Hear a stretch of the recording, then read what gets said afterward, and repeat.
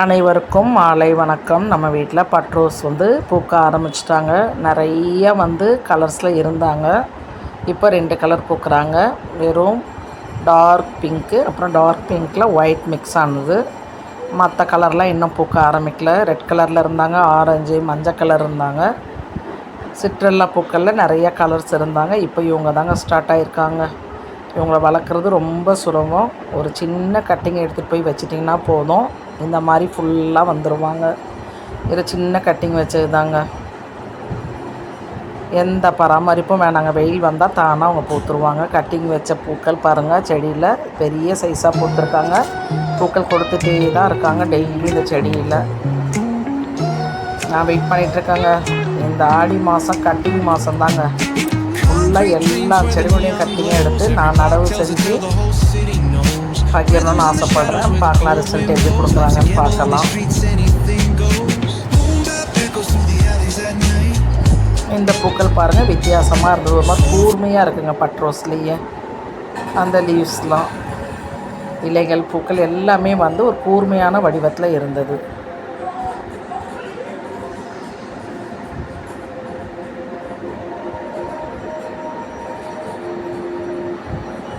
அப்படியே ஒளிஞ்சிட்டு இருந்தாங்க. மறைந்திருந்து பார்க்குன்ற மாதிரி யாருக்கும் தெரியல. பூ பறித்தவங்களுக்கு, என் கண்ணுக்கு மட்டும் தெரிஞ்சு பறிச்சிட்டாங்க. இன்றைக்கி கொஞ்சம் லேட்டாக தான் போனேன். நான் போக வேண்டாம்னு நினச்சிட்டு இருந்தேன். சரி எப்படி இருக்குது நம்ம மாடின்னு பார்த்துட்டு வந்துடுவோமேன்னு போனேன். வெயில் மண்டையை பொழந்ததுங்க. அப்படியே பவள மல்லி ஒரு 4-5 பூக்கள் தாங்க பூத்துருந்தாங்க. இவங்க ஒரே ஒரு பூக்கள் தான் இன்றைக்கி கொடுத்துருந்தாங்க. சரியாக மலரில் சீசனல் ஃப்ளவர்ன்ற மாதிரி வெயில் வந்த உடனே இவங்கெல்லாம் கொடுத்துருக்காங்க. விதவிதமான கலரில் இதே தான் இருக்காங்க. தினமும் மல்லி கொடுக்குற இந்த செடிகளுக்கு பராமரிப்பு ஒன்றுமே வேண்டாங்க. தேவையான அளவு தண்ணி மட்டும் போதும்.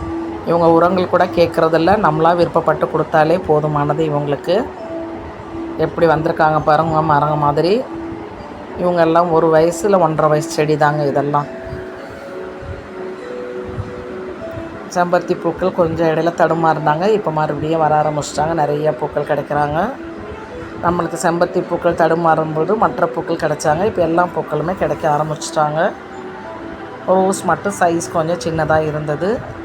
எல்லாமே குட்டி குட்டி சைஸாக தான் வருது. அதுக்கு காரணம் நான் கண்டுபிடிச்சிட்டேங்க.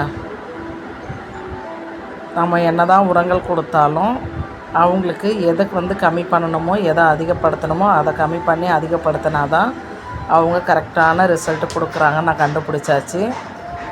நம்பர் 1 ஓவர் வாட்டரிங் தேவையே இல்லைங்க.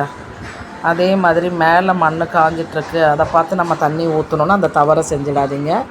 மேலே பார்த்திங்கன்னா ட்ரையாக இருக்குது, அடியில் பார்த்தா ஈரமாக இருக்குது. இந்த தவறை தாங்க நான் செஞ்சிட்டேன். மேலே ட்ரையாக இருக்கிறதுனால கீழேயும் ட்ரையாக இருக்குன்னு நினச்சி செஞ்சிட்டேன். அதுக்கப்புறம் தான் கண்டுபிடிச்சேன், என்னடா நிறைய செடிகளில் பூக்கள் சரியாக வரலையேன்னு. அதுக்கப்புறம் அதெல்லாம் சரி பண்ணிட்டேங்க. இந்த சங்கு பூக்களுக்கு ஒரு பிரச்சனை இருக்குதுங்க, மாவு பூச்சி வந்துடும் கண்டிப்பாக. என்ன கலர் சங்கு பூவாக இருந்தாலும் மாவு பூச்சி தொல்லையில் பாதிக்காமல் இருக்காது. அதை நம்ம க்ளீன் பண்ணிடணும். மற்றபடி உங்களுக்கு எந்த பராமரிப்பும் வேண்டாம். தானாகவே முளைக்கிற மாதிரி அந்த விதைகள் மூலயமா 1000 செடிகள் உருவாயிடும். காகரட்டன் சூப்பராக பூக்குறாங்க. இருவாச்சி மல்லி,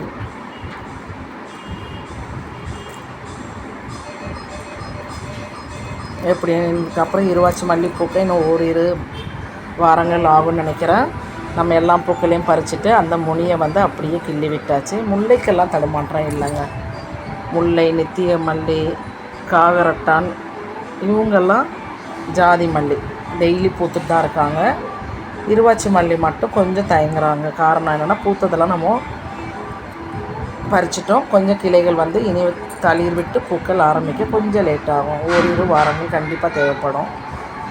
காகரட்டன் மொட்டுக்கள்லாம் பாருங்கள் அதிகமாக வைக்க ஆரம்பிச்சிட்டாங்க நம்ம பூக்கள் செடியில்.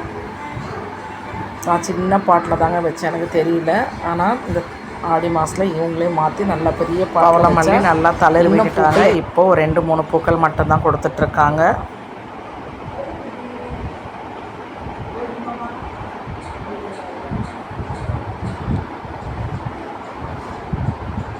அப்படியே மறுபடியும் ரோஜா செடியில் நான் தப்பு பண்ணிட்டேங்க. இந்த மாதிரி பூக்களை பறிச்சிடாதீங்க. என்ன தப்பு பண்ணனா அப்படியே வந்து ஒரே கிளையில் ஒரு 8 பூக்கள் இருந்தது.